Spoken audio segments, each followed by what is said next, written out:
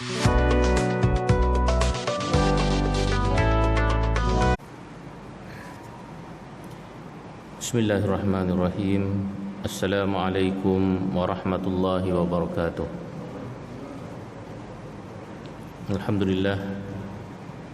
Alhamdulillahi rabbil alamin. Wassalatu wassalamu ala Rasulillah wa ala alihi wa sahbihi ajma'in. Rabbi shrah li sadri wa yassir li amri wahlul 'uqdatam min lisani yafqahu qawli. Subhanaka la ilma lana illa ma 'allamtana innaka antal alimul hakim. Wala haula wala quwwata illa billahil aliyyil azim. Allahumma zidna ilma warzuqna fahma. Alhamdulillah, syukur kepada Allah Subhanahu wa taala dengan setinggi-tinggi kesyukuran atas segala limpah rahmat, nikmat, inayah dari Allah Subhanahu wa taala kepada kita semua, yang membolehkan kita tunduk dan patuh kepada Allah Subhanahu wa taala. Kita sambung perbincangan dalam Kitab Tauhid, kitab Al-Ilm dalam Ihya Ulumuddin, berkaitan dengan tauhid.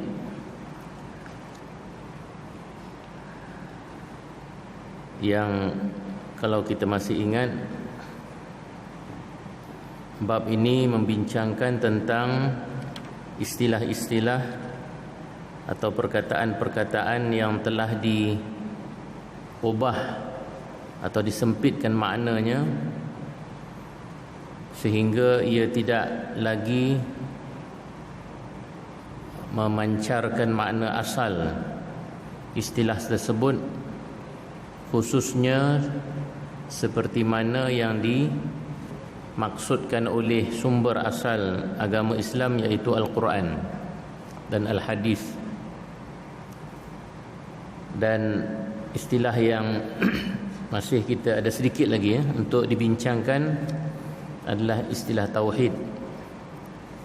Seperti yang telah kita bicarakan, istilah tauhid itu telah disempitkan maknanya hanya kepada hal-hal yang bersifat mujadalah ataupun perdebatan tentang ketuhanan. Sedangkan tauhid itu, kata Imam Al-Ghazali, adalah satu prinsip ataupun satu kaedah yang akan membolehkan kita benar-benar merasa dekat dengan Allah Subhanahu wa taala, dan kita merasakan segala-galanya yang berlaku di sekeliling kita, di hadapan kita, pada diri kita, pada orang lain, semuanya itu dari Allah Subhanahu wa taala. Dan Imam Al-Ghazali membahagikan tauhid itu kepada 3 peringkat. Peringkat yang pertama dipanggil hanyalah peringkat kulit luar sahaja, iaitu apabila kita sekadar menyebut la ilaha illallah. Kerana kalimah la ilaha illallah itu merupakan cerminan kepada tauhid. Malah kita punya rukun iman kita yang pertama itu adalah mengucap 2 kalimah syahadah. Tetapi pastinya mengucap 2 kalimah syahadah itu bukanlah sekadar ucapan di lisan sahaja. Kerana kata Imam Al-Ghazali, kalaulah ia sekadar ucapan di lisan, maka itu boleh sahaja disebut dan diucapkan oleh orang-orang yang munafik, orang-orang yang nifak kepada Allah Subhanahu wa taala, yang tidak ikhlas tunduk kepada Allah Subhanahu wa taala. Tapi mereka lah yang luarannya amat kuat menunjukkan mereka beriman kepada Allah Subhanahu wa taala. Sementara kulit yang lebih dalam, kulit yang kedua, makna tauhid itu, kata Imam Al-Ghazali, ialah apabila apa yang ada dalam hatinya itu, apa yang ada diluahkan melalui kata-kata itu diikuti dengan hati, maka itu sudah mencapai tahap tauhid yang lebih mendalam. Tetapi itu pun kata Imam Al-Ghazali masih lagi tauhid itu di peringkat biasa ataupun di peringkat orang awam. Ada lagi peringkat yang lebih mendalam apabila kita bercakap tentang tauhid. Yang lebih mendalam kata Imam Ghazali ialah yang merujuk kepada isi sebenar tauhid tersebut, iaitu apabila kita melihat keadaan seluruhnya yang berlaku di hadapan kita dan sekeliling kita ini adalah daripada Allah Subhanahu Wa Taala, dan kita sudah tidak lagi menumpukan perhatian kepada perantaraan.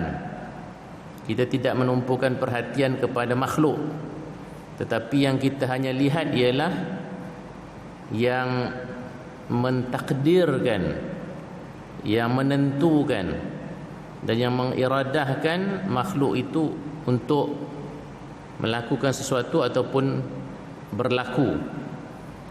Jadi orang yang benar-benar bertauhid di peringkat ini kata Imam Al-Ghazali, dia sudah tidak nampak yang lain melainkan Allah Ta'ala. Nampak masuk dalam erti kata hatinya. Hatinya itu hanya nampak Allah Subhanahu Wa Taala sahaja. Apa sahaja yang berlaku semua dibaca, ditafsir melalui kacamata tauhid, kacamata perbuatan Allah Subhanahu Wa Taala, perbuatan Allah. Jadi itu merupakan peringkat tauhid yang paling mendalam. Okey. Itu sebagai ulangan je lah. Sebab kelas pun bukan tiap-tiap hari, selalu lupa. Termasuk orang yang mengajar pun kadang-kadang lupa. Jadi kena diulang-ulangkan supaya kita ingat. Dan ini penting, ini poin penting ni tauhid ni. Sebab itu Imam Ghazali dia tulis pula nanti dalam kitab Ihya ni ada satu bab khas tentang tauhid, dipanggil Tauhid wa Tawakkul. Kitab tauhid dan kitab tawakal berkait rapat antara satu dengan yang lain. Orang yang kuat tauhidnya, tawakalnya juga kuat. Okey Okey, kita sambung. Muka surat 140 tu sambungannya. Di atas tu kita dah selesai. Kata Imam Al-Ghazali, orang yang mengelirukan makna tauhid ini, dia kata dia akan menumpukan hal-hal berkaitan tauhid itu hanya pada kulit luar sahaja, sedangkan yang di dalamnya itu berbeza sama sekali. Ini kata Imam Al-Ghazali merupakan orang yang berdusta. Orang yang berdusta. Kenapa dia berdusta?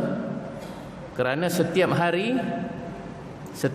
dia akan menghadap kiblat, bersolat dan membaca wajjahtu wajhiya lillazi fataras samawati wal ard hanifa, yang bermaksud aku hadapkan wajahku kepada Allah yang menjadikan langit dan bumi, kerana aku memeluk agama yang benar. Hanifan maknanya agama yang tegak menuju kepada kebenaran. Dan itulah yang atas tu. Dan itulah kata Imam Al-Ghazali permulaan kepada kedustaan. Sebab awal-awal pagi subuh-subuh dah baca dah. Sebab solat subuh-subuh dah baca dah ayat wajjahtu wajhiya lillazi fataras samawati wal ard, sedangkan itu hanyalah aspek luaran sahaja, sedangkan dalam hatinya masih lagi bergelumang dengan hal-hal yang berlawanan dengan apa yang dia ucapkan dalam solatnya.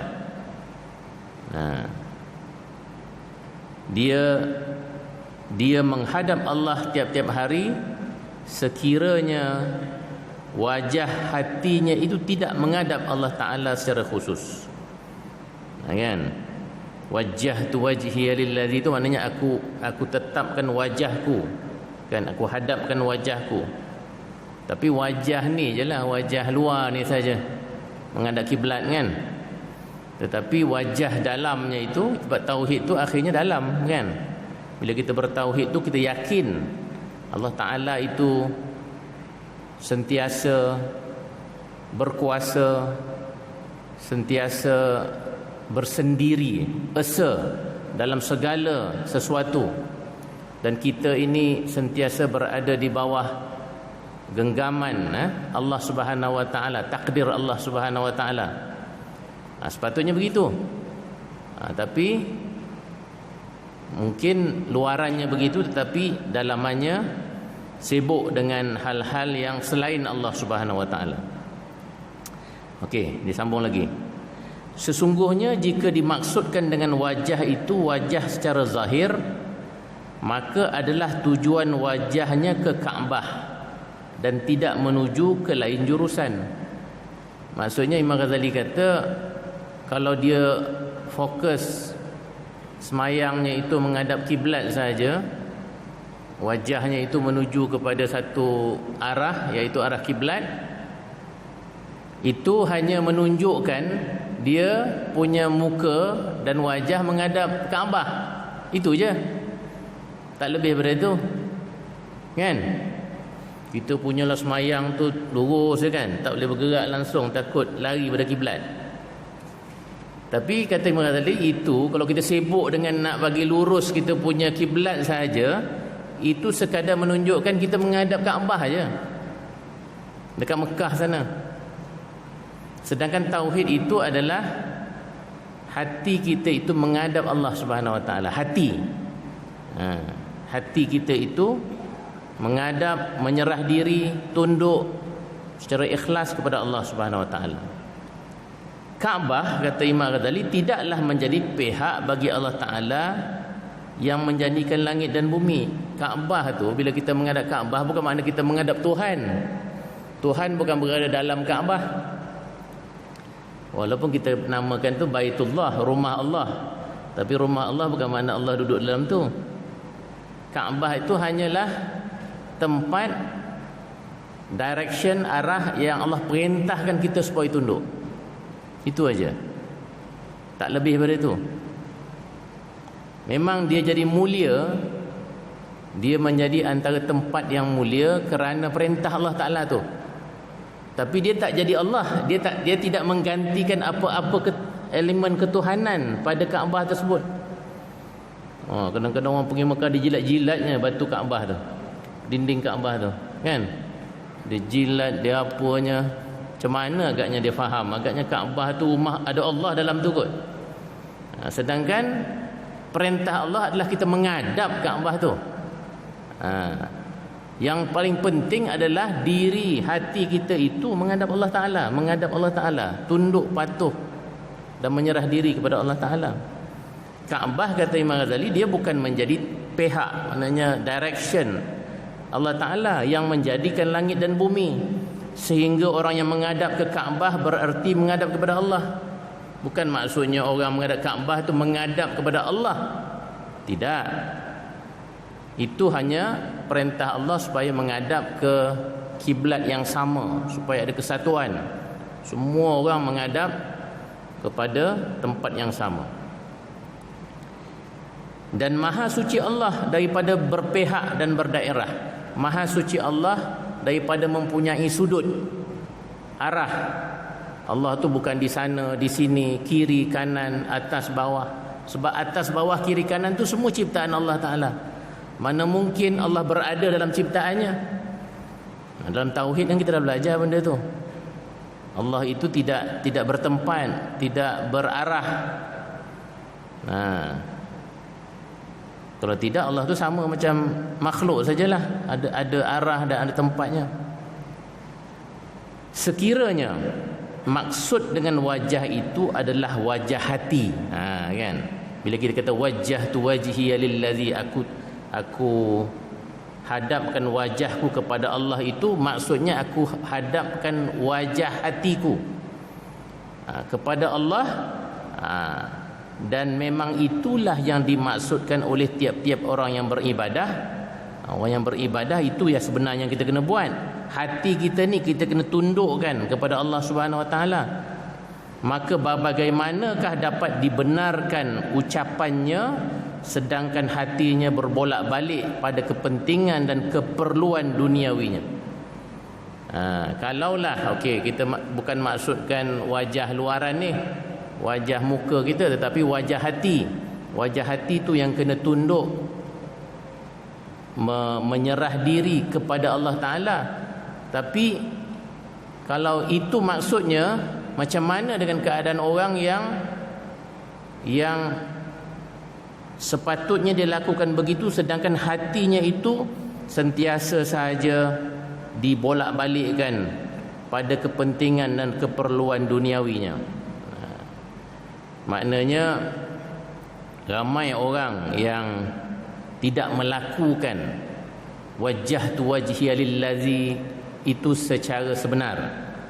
Sebab dahlah luaran saja menghadap kepada kiblat, hatinya itu yang sepatutnya tunduk kepada Allah sentiasa sahaja mengarah ataupun menghadap kepada dunia-dunia, kehidupan dunianya. Angkat takbir saja dah teringat dah, gaji tak masuk lagi ni, kan? Beras dah naik harga. Habis semua yang dipikirkan, yang dihadapkan wajah hatinya itu semua kepada dunia belaka. Itu yang tak ada duit. Yang ada duit pula, lepas kereta ni, kereta apa pula aku nak beli ni, kan? Lepas Lamborghini, Lambo apa pula aku nak beli. Contoh, ni contoh, bukan Taman Tunnya orang ni. Ni dah dulu dekat Afrika sana, kan? Yang kaya mungkin dia fikirkan hal itu. Yang nakkan kuasa mungkin berfikir pula, kan? Aku ni nak bertanding mana pula ni, kan? Nak bertanding kat mana pula? Yang ni dah menang dah, nak bertanding tinggi lagi. Contoh, ni contoh, kan? Maknanya hal tu semua hal dunia belaka. Itulah yang mereka ingat ketika mereka angkat takbir dan sebut wajjahtu wajhiya lillazi fataras samawati wal. Sedangkan pada ketika itulah hati kita itu kena ditundukkan, dihadapkan hanya kepada Allah Subhanahu Wa Taala. Ini cabaran kita lah. Kita pun kadang-kadang begitu juga. Masa solat itulah banyak benda kita teringat. Yang tak selesai tadi kerja, masa solat tu dah datang. Oh, macam tu sepatutnya aku buat apa tadi. Kenapa aku tak buat macam tu tadi, kan? Yang sedang belajar pun masa solat itulah macam-macam teringat. Yang sedang masak pun masa solat itulah teringat, patutnya aku masak resepi yang tu, bukan resepi yang ni. Masa solat tu yang paling ingat. Yang paling ingat, masa tak solat tak ingat. Itu mungkin dugaan lah daripada syaitan, daripada Allah Ta'ala memberikan kita dugaan-dugaan itu yang sepatutnya kita kena lawan. Itulah yang namakan khusyuk. Sebab itu solat itu dia kena betul-betul, kena bersedia. Sebelum solat tu dah kena ada preparation kita. Daripada ambil uduk lagi tu, hati tu dah kena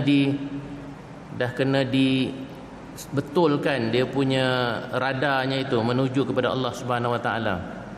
Kemudian kita solat sunat sebelum solat tu, itu pun sebenarnya sebagai persiapan supaya nanti bila kita baca saja wajjahtu wajhiya lillazi tu, wajah hati kita tu benar-benar menuju kepada Allah Subhanahu Wa Taala. Dan mencari daya upaya mengumpulkan harta, kemegahan dan memperbanyak sebab-sebab dan perhatian seluruhnya untuk yang demikian. Macam kita sebut tadilah, yang sibuk hati itu bukannya untuk menghadap kepada Allah, tetapi menghadap kepada semua hal-hal duniawi yang disibukkan ketika kita tidak melakukan solat itu. Maka bilakah ia menghadapkan wajahnya kepada Allah yang menjadikan langit dan bumi? Kata Imam Al-Ghazali. Perkataan ini adalah menerangkan hakikat tauhid. Yang Imam Ghazali terangkan ni, itulah sebenarnya tauhid. Yang wajah hati kena menghadap Allah Ta'ala itu. Seorang yang bertauhid, ia tidak melihat melainkan yang esa, melainkan Allah, dan tidak menghadapkan wajahnya melainkan kepada yang esa. Yaitu mengikut firman Allah Ta'ala, Qulillah, ni surah Al-An'am ayat 91. Qulillah, thumma zarhum fi khawdihim yal'abun. Qulillah thumma zarhum fi khawdihim yal'abun. Yang bermaksud, katakanlah Allah, kemudian biarkanlah mereka bermain-main dengan percakapan kosong mereka. Sebenarnya ayat ni menerangkan tentang orang-orang Bani Israel. Kalau kita baca surah Al-An'am ayat 91 ni, merujuk kepada Allah menerangkan orang Bani Israel ini yang tidak beradab dengan Allah Subhanahu Wa Taala, dengan mengatakan bahawa Allah tidak menurunkan apa-apa kepada mereka, sedangkan Allah menurunkan Taurat, kitab Taurat untuk mereka ikuti. Kan? Dan dalam ayat sebelum tu, kalau dibaca, ayat tu menerangkan siapa dia yang telah menurunkan kepada kamu, wahai Bani Israel, kitab Taurat. Barulah qul Allah, katakan Allah yang menurunkannya. Kan? Tapi dari satu cara lagi untuk difaham ayat ini, selari dengan apa yang diterangkan oleh Imam Al-Ghazali, kita dalam kita bersolat, dalam kita melakukan ibadah itu, yang kita kena sebutkan itu adalah Allah. Yang kita kena tumpukan dan fokuskan hati kita itu hanyalah Allah. Dan tinggalkan orang-orang yang bermain dengan percakapan kosong. Yang tadilah, yang cakap saja la ilaha illallah, tetapi hatinya itu penuh dengan perkara-perkara yang lara, perkara-perkara yang bersifat keduniaan. Jadi tinggalkan, ketepikannya itu, tapi tumpukan hanya kepada Allah. Okey. Tidaklah, ni masih tentang ayat tu ya, muka surat sebelah. Tidaklah yang dimaksudkan dengan katakanlah itu perkataan dengan lisan. Bila Allah Ta'ala bercakap dalam surah Al-An'am ini, qulillah, katalah Allah, bukan bermaksud sekadar kata Allah Ta'ala saja. Sebab dalam solat pun kita asyik cakap Allah je. Allahu Akbar, Sami Allahu liman hamidah, Subhanallah. Semua Allah belaka yang kita sebut tu. Tapi yang penting hati tu. Hati itu menyebut Allah ke tidak? Hati itu ikut ke tidak apa yang kita lafazkan ketika kita bersolat itu. Jadi yang dimaksud dengan qulillah itu bukan sekadar kata-kata lisan, kerana lisan itu merupakan penterjemah ataupun pengalih bahasa kepada hati. Sekali dia benar dan sekali dia bohong. Kan? Maknanya kalau sekadar lisan ini, kadang-kadang dia betul, kadang-kadang dia ikut apa cakap hati, kadang-kadang dia bohong. Kalau kita ni orang yang lalai, orang yang selalu ni, senang kita nak sebut wajjahtu wajhiya lillazi, Allahu Akbar, Subhanallah, itu senang, keluar aja. Kadang-kadang macam robot aja. Kan? Baca Fatihah apa macam robot, baca ayat Quran pun macam robot. Apa bukti dia? Kadang-kadang terlupa rakaat. Baca betul lah, tapi tak ingat rakaat berapa. Maknanya kita pun dah tak sedar apa kita baca. Yang terlupa apa ni lah. Nasib baik yang rajin solat jemaah, dia tak lupa lah rakaat sebab dia ikut imam. Tapi kalau sendiri, kadang-kadang kan terlupa rakaat.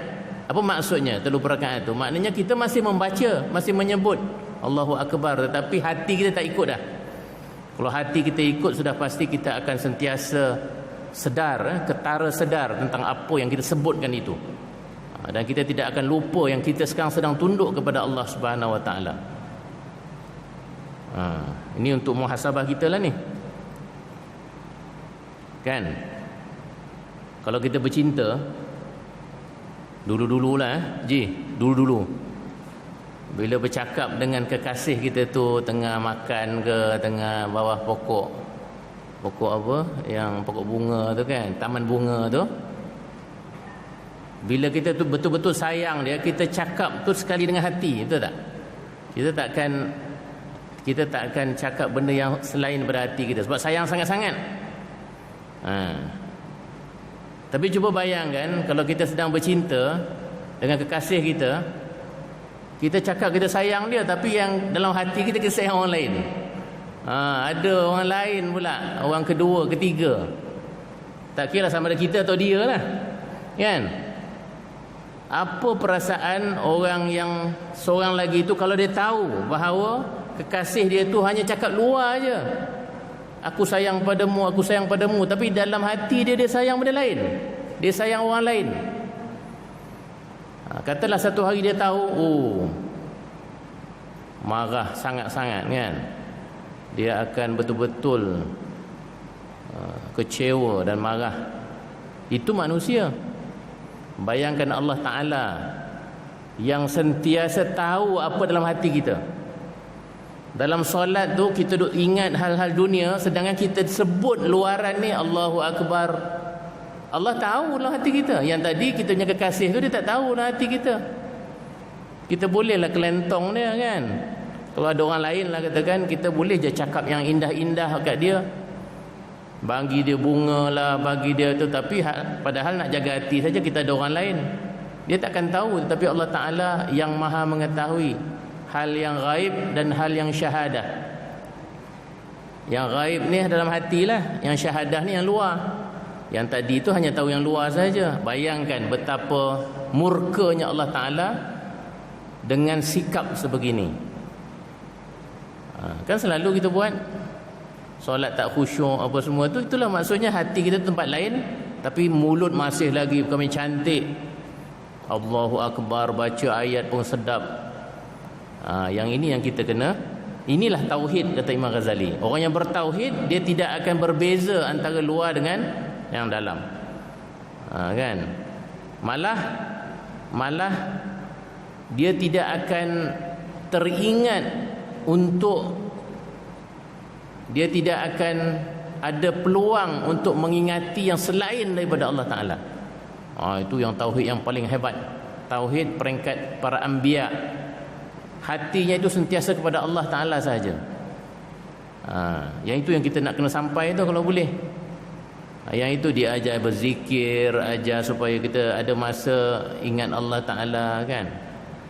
Susah susah. Sebab apa? Sebab kita ni dunia banyak sangat, urusan dunia banyak sangat kan.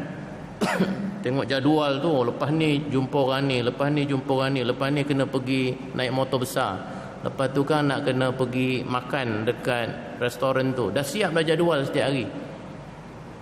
Tapi banyaknya itu hal-hal dunia saja, hal nak memenuhi hawa nafsu kita. Dalam jadual tak ada pun bersolat jamaah di masjid TTDI. Kecuali orang ni lah, orang jamaah TTDI yang rajin datang masjid ni, alhamdulillah. Tapi kalau boleh biar penuh jadual kita itu dengan urusan dengan Allah Ta'ala.